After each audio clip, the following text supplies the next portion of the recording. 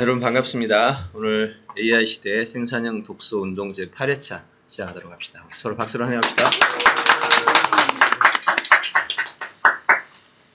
네, 오늘 정보 공유부터 잠깐 나눠보도록 하겠습니다. 3월 20일 날 신기한 영노화 건강 강연 잘 마쳤고요. 강연 내용은 아주 좋습니다. 제가 자랑할 만한 내용이에요. 영상 올렸으니까 꼭 보시고 그동안에 미소 건강 2달 가까이 되는 내용의 압축판 이거 하나만 봐도 그동안 얘기한 것을 하나로 다 인지할 수 있어요. 구조가 잘 되어 있습니다. 그래서 영상 꼭 보시기 바랍니다. 어제 그젠가 22일 책쓰기 혁신 특강 이것도 2회차 완전 정리가 좀 됐습니다. 그래서 지난 1회차 때 처음 했을 때 조금 다른 사람 못 느끼지. 강의를 한 내가 볼 때 1회차에서 약간 껄끄러운 부분들이 있었는데 이번에 완전 잡혔어요. 네, 이번에 그래서 이걸 토대로 우리 강사들이 그냥 일단 암기시키려고요. 네, 내용 정말 핵심 중심으로 딱딱 적은 논리적인 체계가 잡혔어요. 그래서 요거 훈련시켜가지고 이거 잘하는 사람은 우리 이번에 이제 책쓰기 특강 강사로 아예 그냥 각 지역에다가 파견을 하고 자기 지역에서 아예 강의를 소수 중심이라도 일단 하게 해서 수익도 될 수 있도록 방향을 잡아가려고요. 그래서 영상 나왔으니까 요걸로 한번 훈련을 시킬 예정입니다. 그래서 이번에 상당히 많이 모였었어요. 신청이 꽤 많이 왔었어요. 그래가지고 괜찮다 싶어서 3월 29일 한번 책쓰기 앵콜 특강 한번 더 하는 걸로 방향을 잡았습니다.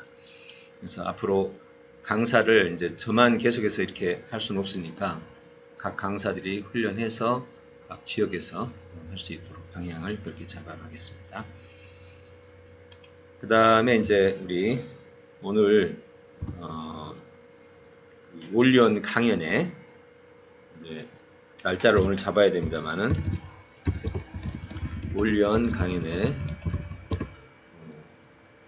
개설 회의를 지금 할 예정입니다. 오늘 이 자리에서 있다가 올리온 강연에 개설 회의를 해서 공간적이 써가지고 일주일에 한 번씩 강사들이 돌아가면서 그러니까 한 강사가 하루 이렇게 다 하는 게 아니라 하루 2시간을 한 2사람, 3사람이 나눠서 30분 정도 이렇게 하고 그리고 좋은 강의는 또 추가해서 또 진행이 되고 이렇게 모아서 강의를 해가지고 많은 사람들이 참여할 수 있도록 그렇게 지금 생각하고 있습니다. 그리고 그때 찍은 강연은 모두 다 여기 영상센터로 올려서 바로 수익원이 될 수 있도록 각 강사들이 찍은 영상을 몇 번 찍은 다음에 좋은 거 하나만 올리면 물론 영상은 계속 찍는데 본인이 봤을 때 이거 너무 안 돼 그럼 빼고 다음번에 했을 때 또 찍고 그래서 영상은 계속 찍을 예정입니다.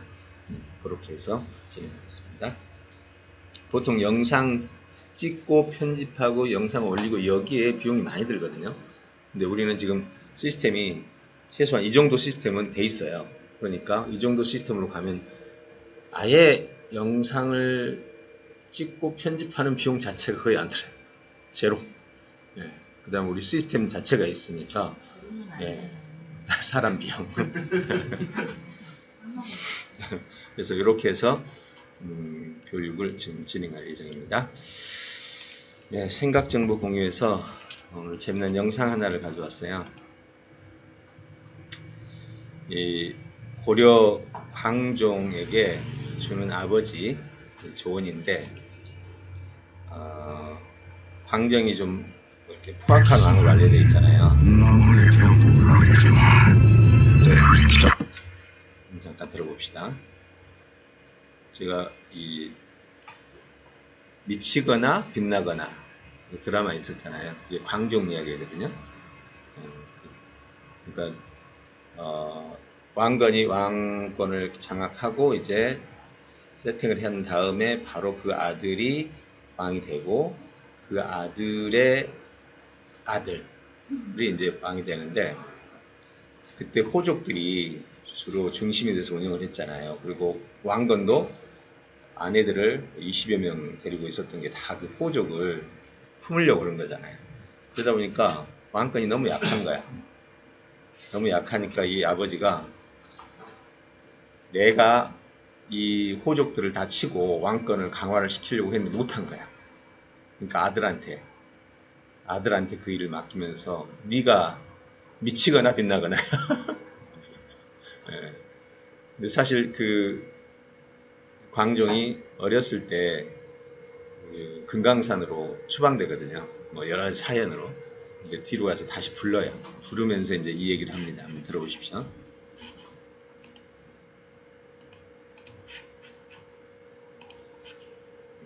모든 일을 성공시키기 위한 뭐 하나의 조건이죠.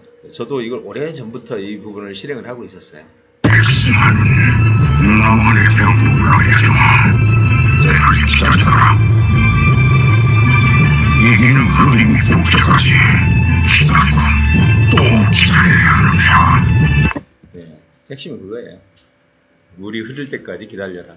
이기는 그림이 보일 때까지 기다리고 또 기다려라. 그 다음은 제가 이렇게 말하고 싶어요. 이기는 그림을 만들 때까지 기다려라. 예. 이기는 그림이 보일 때까지 기다리는 것은 수동적이고, 이기는 그림을 만드는 것이 바로 이제 현명한 사람들이 하는 일이죠. 그래서 저도 이제 우리 변 대표님 그때 예전에 우리 세미나 왔을 때 제가 했던 말이 있잖아요. 흐르는 물을 들어가거나 흐르는 물을 만들거나, 예. 그때 일을 시작해야 성공한다고. 그 전까지는 준비를 하고 그 전까지는 전세를 판단하는 것이 그게 지혜로운 사람이라고 생각을 합니다. 그래서 이와 함께 그 같은 맥락에서 영상을 하나 더 볼게요. 이거는 이 영상도 아주 중요한 영상인데요. 구텐베르크 인쇄기와 조선 고려 때 인쇄기가 직지신경 있었잖아요. 인쇄기는 우리 게도 훌륭했어요. 훨씬 더 나았습니다. 근데 왜 서양은 구텐베르크 인쇄기에 의해서 운명이 바뀌어버리잖아요. 여러분 아시죠?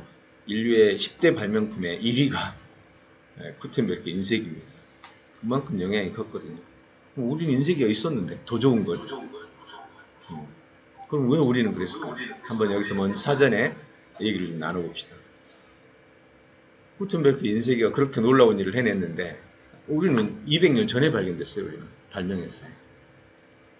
자, 누가 한번 표정해서. 왜 우리는 그랬을까요? 네. 구텐베르크 인쇄기 하나가 인류 역사를 바꿔놨는데 우리는 인쇄기를 가지고도 수동력 인쇄기예요? 아니요, 인쇄기 우리가 더 좋았다니까.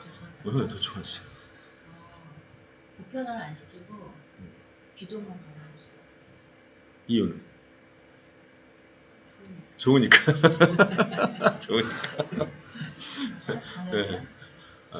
그 기조까지는 좋았는데 그 다음에 좋으니까 해서 아니 한번 추론을 해봅시다. 굉장히 중요해요. 이게 바로 조금 전에 광종이 그 받았던 메시지예요. 똑같은 방향.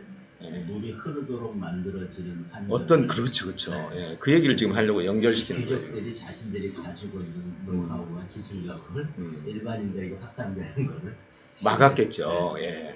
근데 서양은 풀릴 수 있는 조건이 있었던 거죠. 그 영상을 이제 한번 들어보시면서 우리가 지금 제가 왜 이 얘기를 하냐면 우리가 지금 대한민국을 뒤집어 엎겠다고 내가 계속 쓰고 있거든요. 김영순 차관 만나서도 그러고 좀 만나는 사람마다 만나서 내가 진짜 한번 뒤집겠다. 그제 그 저술특강 하고 나서도 거기 한 명 왔었는데 오늘 재미난 친구 하나 와요.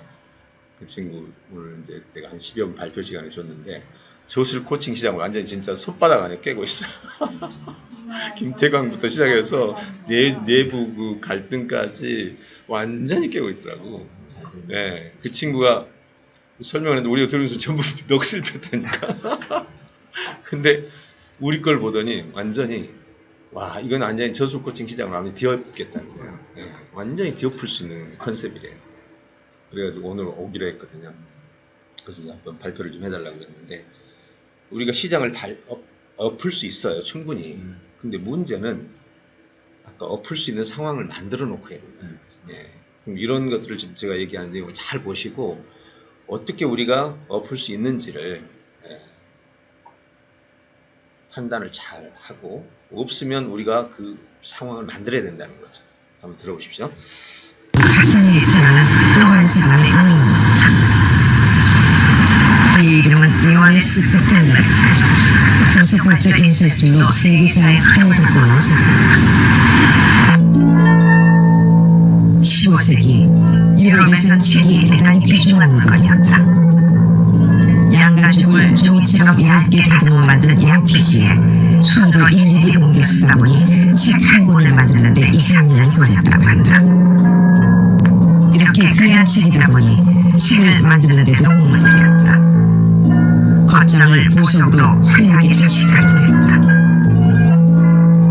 근데 그 당시에는 책이 진짜 보물이었어요. 왜냐면 그 속에 있는 정보 자체가, 그죠? 이걸 알고 있는 사람과 모르고 있는 사람은 정말 금을 가진 것과 같은 그런 영향력이 있거든요. 그러니까 책 자체를 금으로 이렇게, 글자가 금이잖아요. 그 정도로 책이 가치가 있었던 거죠. 우리는 지금 그 느낌이 없죠, 아예. 예. 책 한 권이 가지는 그 영향력을. 심지어 황금으로 쓴 책도 있다. 그런데 구텐베르크가 등장하면서 상황이 달라졌다. 필사본 한 권을 만드는데 2~3년이 걸렸지만 이젠 같은 기간에 180권의 인쇄가 가능해졌다. 소수 엘리트들의 독점했던 지식과 정보는 대중들에게 무서운 속도로 확산됐다. 종교계의 개혁이 일어났고 시민혁명과 산업혁명이 그 뒤를 이었다. 유군대화의 원동력은 바로 인쇄술이었다. Hat verschiedene Möglichkeiten gebracht. Einmal, dass man Informationen schnell verbreiten konnte und zum anderen, dass man die Informationen weit verbreiten konnte. Also seine Erfindung, die hat wirklich dazu geführt, dass dieselbe Information in ganz Europa gelesen werden konnte und man konnte sich dazu auch wieder äußern. Das heißt, es hat für die Meinungsfreiheit eine riesengroße Rolle gespielt. 우리나라에도 세상을 바꿀 만한 인쇄술은 분명 있었다. 지금까지 전해오는 금속활자 인쇄물 가운데 가장 오래된 것으로 알려진 직지는 성광 7년, 즉 구텐베르크가 최초로 인쇄한 성서보다 무려 70여 년이나 앞서 가행됐다. 지난 2001년 직지는 유네스코의 세계 기록유산에 정식으로 등재됐다. 우리나라가 세계 최초의 금속활자 발명국이라는 것을 전 세계가 인정한 것이다. 구텐베르크가 인쇄를 시작할 당시 조선은 이미 인쇄 문화의 꽃을 피우고 있었다. 특히 세종대왕 때 만든 갑인장은 활자 스스로 서 있을 정도로 기술이 발달했다.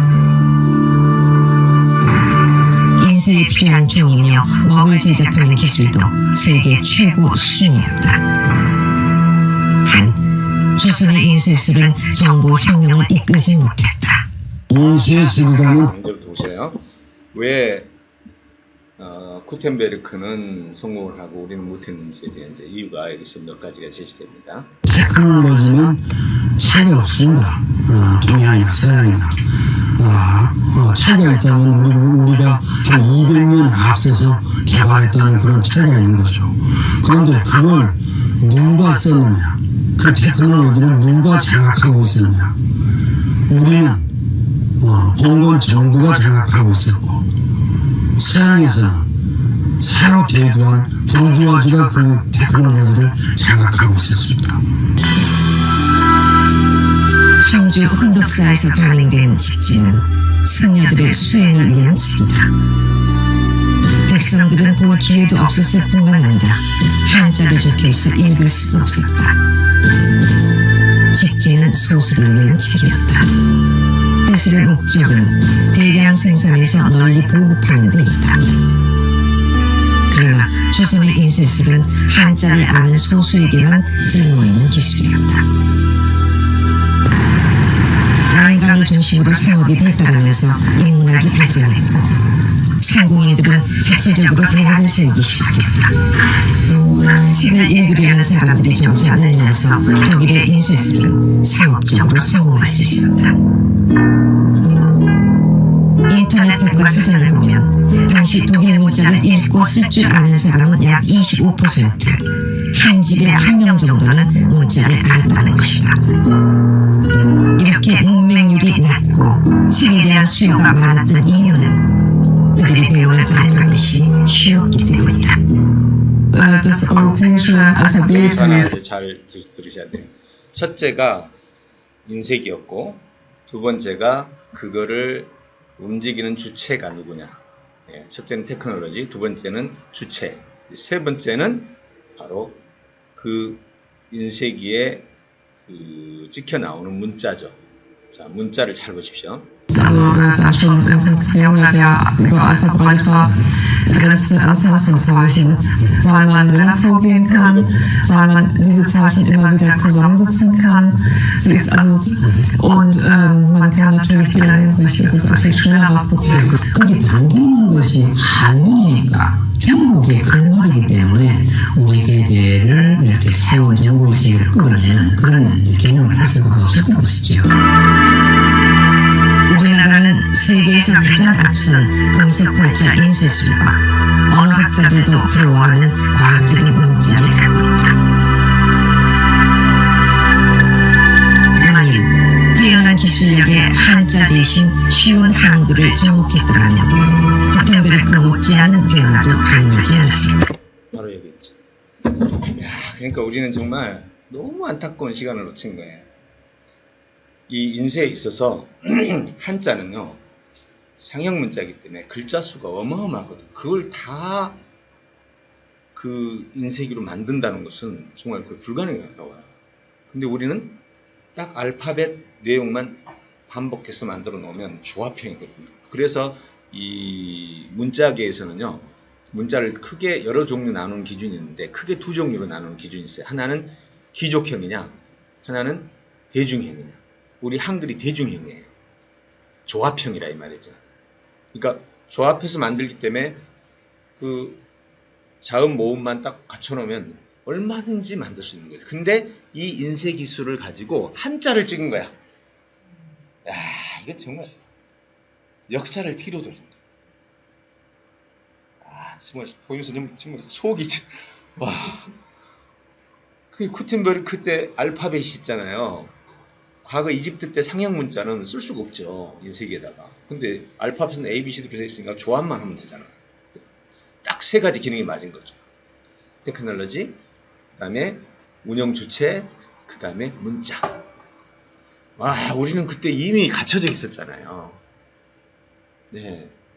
정말 너무, 난 들으면서 억울하기도 하고, 와, 정말. 그 당시 수요층 자체가 한문을 쓰는 그러죠. 양반 친구가 있으니까. 네. 아, 정말 아깝더라고요. 그래서 저는 이걸 보면서 이제 우리의 생각을 해보는 거죠. 과연 지금 이 시기에 필요가 넘치잖아요. 지금 AI 시대가 다가오면서 지금 뭐 사람들이 정말 혼란에 지금 빠지고 있어요. 정말 대안이 없다라는 게 전부 다 다들 느끼고 있습니다. 인공지능의 발전 속도가 얼마나 빠른지 전문가들 다 모아놓고 했더니 2040년에서 2070년 사이입니다. 인간을 넘어서는 수준. 짧으면 2040년이고 길면 2070년. 그럼 진짜 모든 전문가가 다 공통점이 무슨 넘는다는 거야. 못하는 거야. 근데 재밌는 게 지금부터 10년 전만 해도 꿈도 못 꾸, 전문가들도 안 된다고 했지. 누가 된다는 사람이 정말 미쳤다고 그랬다고. 근데 이렇게 빠른 속도로 지금 생각들이 바뀌어 나가고. 근데 이런 상황에서 지금 사람들에게 어떻게 역량을 만들어줄 수 있는가 하는 건 지금 우리가 정말 대안이더라고요. 예. 정말 우리가 대안이야. 아이들에게도 그렇고 알아내는 이 능력을 주는 것이야말로 유일한 대안이야. 유일한. 다른 게 없어.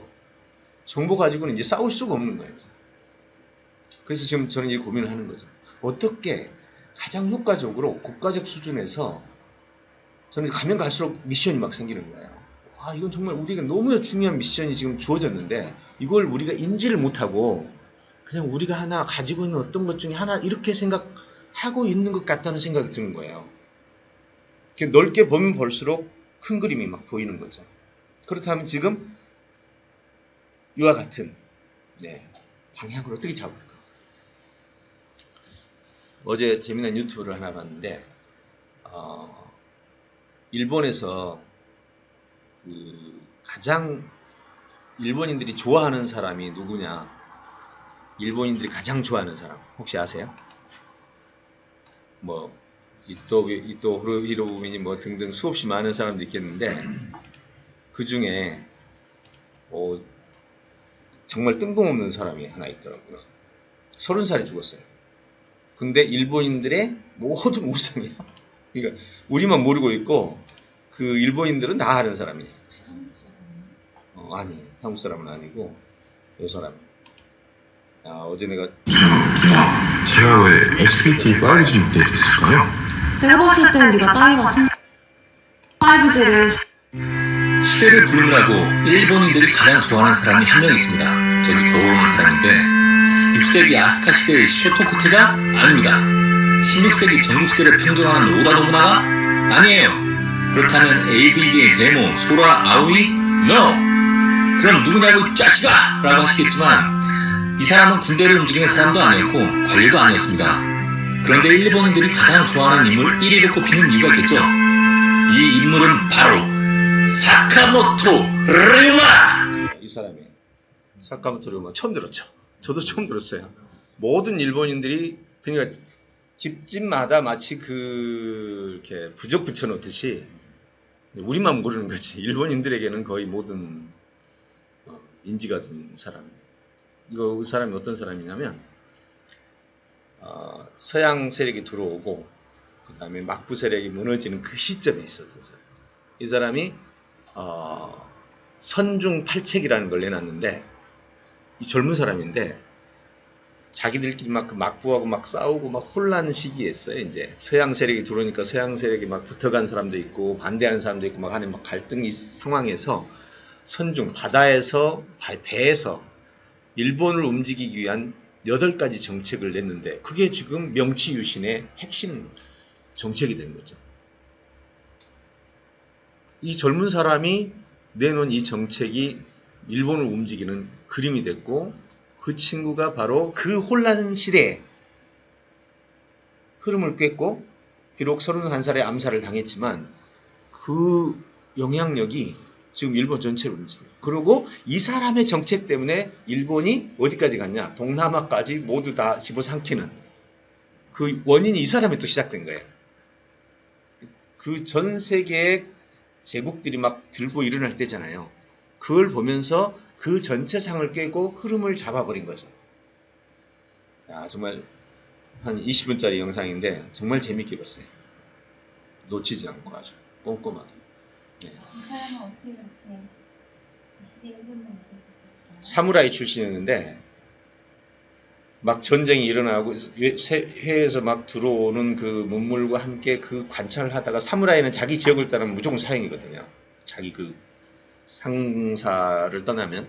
근데 그거보다 더 중요한 것을 이 친구는 인식했죠. 그래서 사무라이 죽음을 각오하고 떠나서 전국 일본을 방랑을 합니다.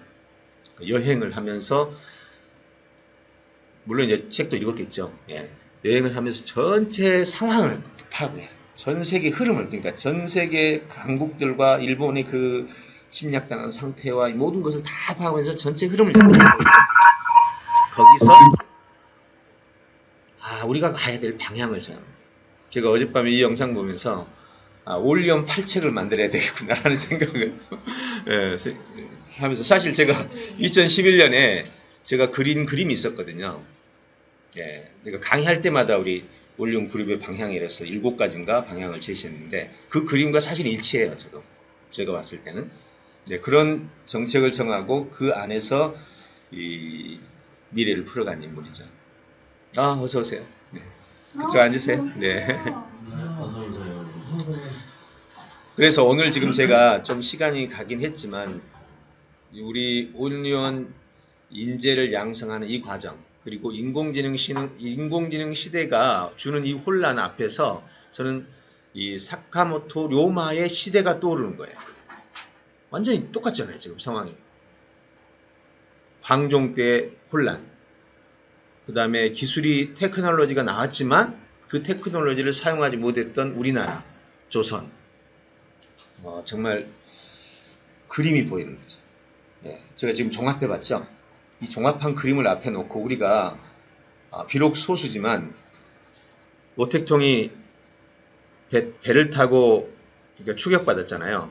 그래가지고 배 타고 회의를 했잖아요. 그 배 타고 하는 선상 12인 회의, 그게 중국을 천하통일 시켰죠. 그걸 선상회의라고 하죠. 우리의 이 모임이, 이 안에서 이 회의가 바로 그런 모임이 되지 않을까라는 생각을 하는 거예요. 지금 이 이야기가 우리 영상으로 지금 찍히고 있잖아요. 예. 이 혼란, 엄청난 혼란기예요. 지금 이거는, 이 혼란기는요, 조선의 혼란기도 아니고 일본의 혼란기 정도도 아니에요. 이건 온 세계의 혼란기야. 예. 이 혼란기 앞에서 지금 교육의 그 상태는 갈팡질팡하고 있고 정책도 갈팡질팡하고 있고, 이 상황에서 누가 이 방향을 제시하는 거냐. 저는 인류의 흐름을 다시 잡을 수 있는, 인간의 역량을 중심으로 한, 올려온 역량을 중심으로 한 방향을 잡을 수 있다고 보여지는 거죠. 물론 제 머릿속에 들어와 있던 이 많은 정보들이 지금 만들어낸 이 안에서의 픽처라고 보여요. 생각해요. 그래서 저는 이 이야기를 여러분들하고 하고 싶은 거예요.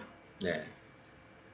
그래서 오늘 몇 가지 영상을 같이 보면서 이런 생각을 계속 하자는 거죠, 우리가.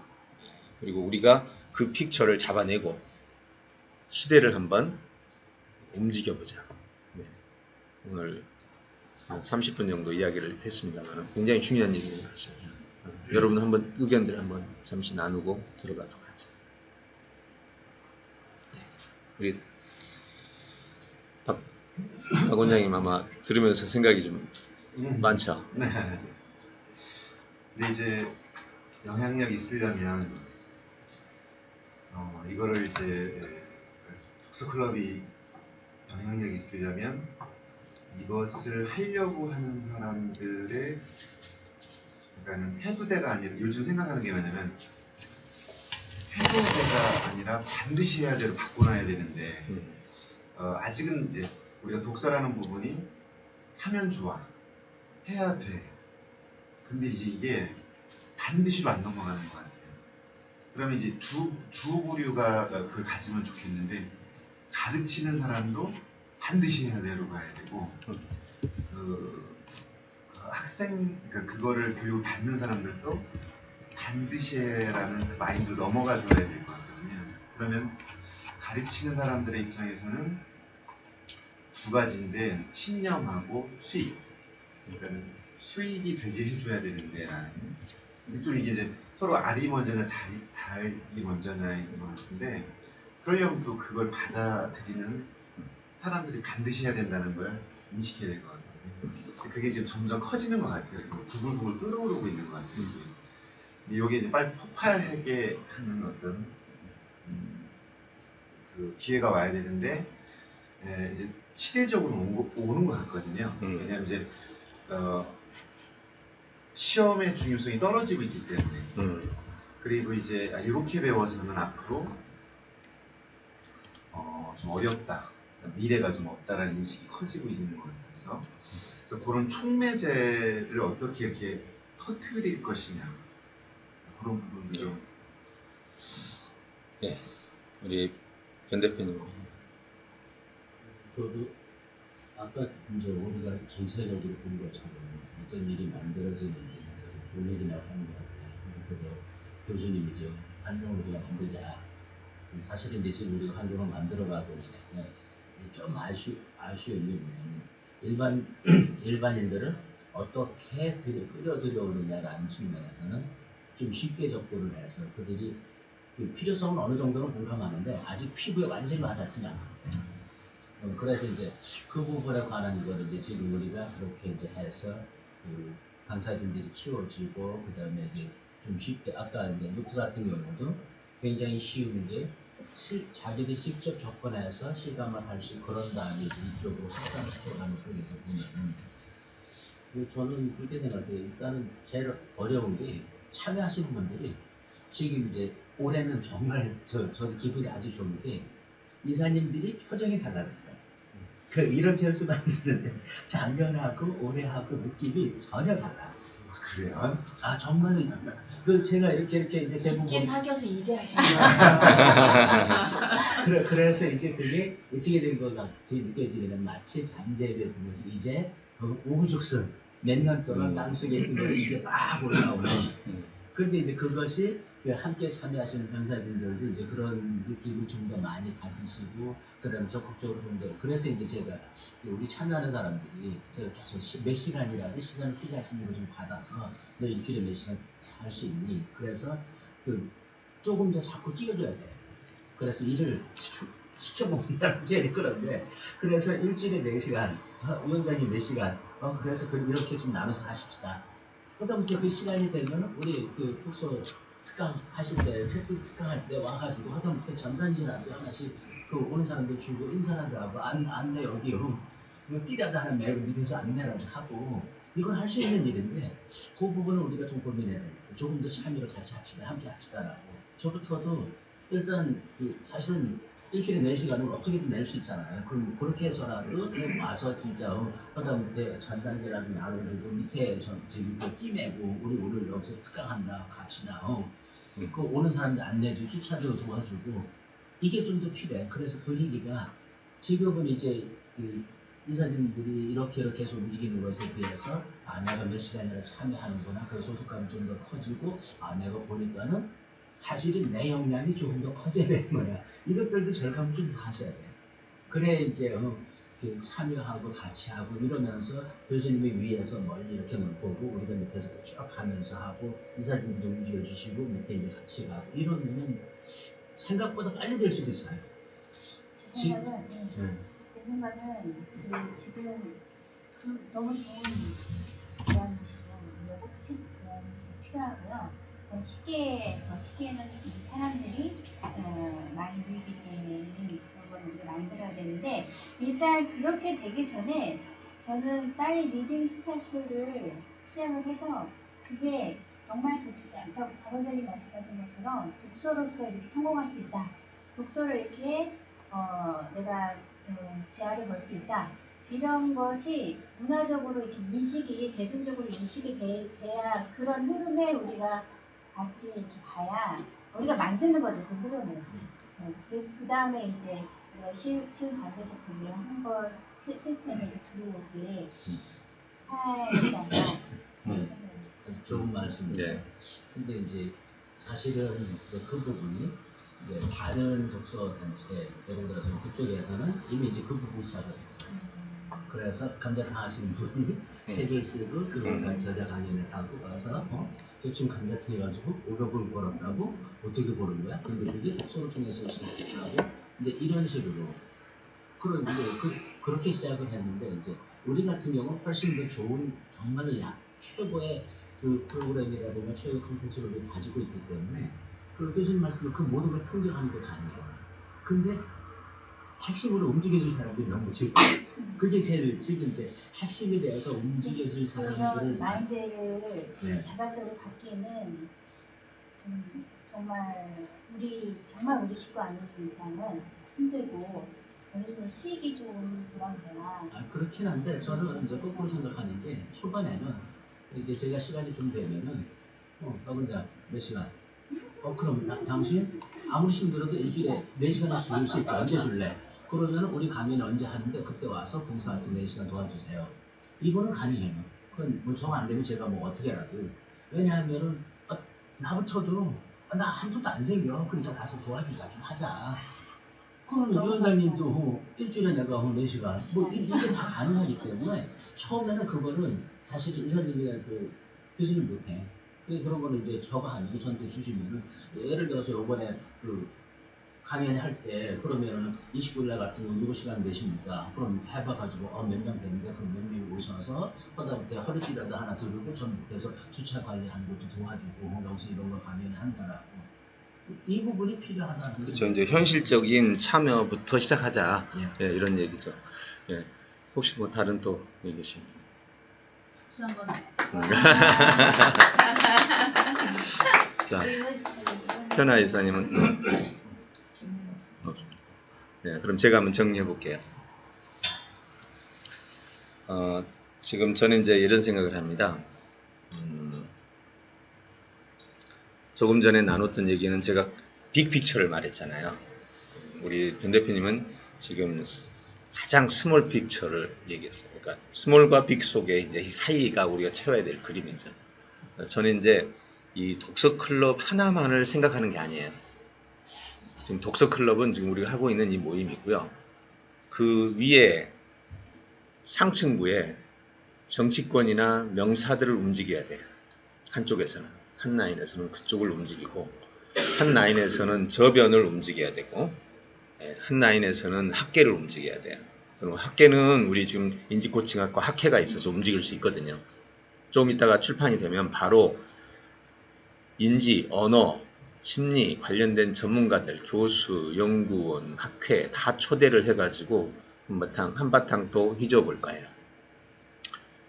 사실 어제 인지코칭학을 교재를 아예 그냥 김영사에다 일단 띄웠어요. 제안서를 바로 써가지고 생각난 김에 그냥 3시간 만에 써가지고 바로 띄우고 수익보다 먼저 규모를 만들자. 그래서 그쪽에서 밀고 치고 들어가고 그 다음에 출판이 돼서 만약에 진행이 된다면 국가교육위원회를 움직이고 이렇게 한 라인이 움직여줘야죠. 그리고 지금 우리 독서 클럽이 저변이에요. 저변을 만들고 그 다음에 올영 강연회가 여기서 참여한 사람들이 각자의 역량을 쏟아낼 수 있는 현장을 만들어줘야 돼요. 리딩스타 쇼가 성공한 독서가들을 전부 끌어내서 사회 흐름을 바꿔줘야 돼요. 내가 지금 말하는 거 아시죠? 아까 구텐베르크 인식에 나왔지만 운영진과 그 글자와 문화의 흐름들에 의해서 조선은 닫히고 서양은 열렸잖아요. 지금 제가 얘기하는 것도 단순히 우리가 위와 아래 스몰과 빅픽처만으로 이루어지지 않는다는 거죠.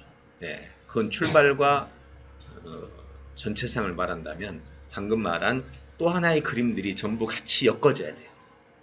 예, 그 그림을 같이 움직이는 것. 이게 바로 이 일을 성공적으로 하는 겁니다. 예, 그래서 첫 번째, 저는 오늘 이제 이 자리에서 오늘 이 첫 번째 메시지는 이겁니다. 빅픽처. 인공지능 시대의 혼란기. 여러분, 혼란기에는 누군가가 미셔너리 또는 그 시대를 움직이는 리더들이 나오기 마련이에요. 또 리더 집단이 나와요. 저는 이 인공지능 시대의 혼란기에 우리 이 모임이 그리고 우리 올리원이라는 이 미션을 가지고 나가는 이 흐름이 인공지능 시대의 혼란기에 앞서서 완전히 한번 평정할 수 있는 기회가 주어진 것 같다는 거죠.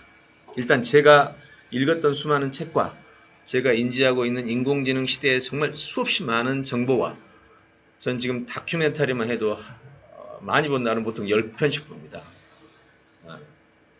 저 집에 앉아서 연구 시작했다면 보통 하루에 5편 이상은 봐요.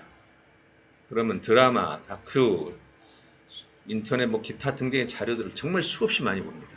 그 데이터들을 필요한 대로 전부 정리해 가면서 가는데 그 픽처들이 지금 제 머릿속에서 기회다. 찬스가 왔어요. 이 찬스를 우리가 잡자는 거죠. 그래서 오늘 제가 드리는 이 메시지는 광종시대 그리고 일본 전국시대, 일본의 막부시대 그리고 조선 인쇄기의 시대 그리고 오늘 우리의 시대 다 같은 지금 맥락을 가지고 있다. 그래서 우리도 한번 그 맥락으로 가보자. 오늘 이게 핵심 메시지입니다. 그래서 한번 해봅시다. 오늘 이 영상은 제가 따로 떼놓을 겁니다. 네, 따로 떼놨다가 오늘 이 이야기가 몇십 년 후에 어떻게 이 시발점이 됐는지 한번 검토를 해봅시다. 자, 오늘 첫 시간에 잠깐 나눴는데요. 큰 의미가 있는 나눔이었다고 생각됩니다.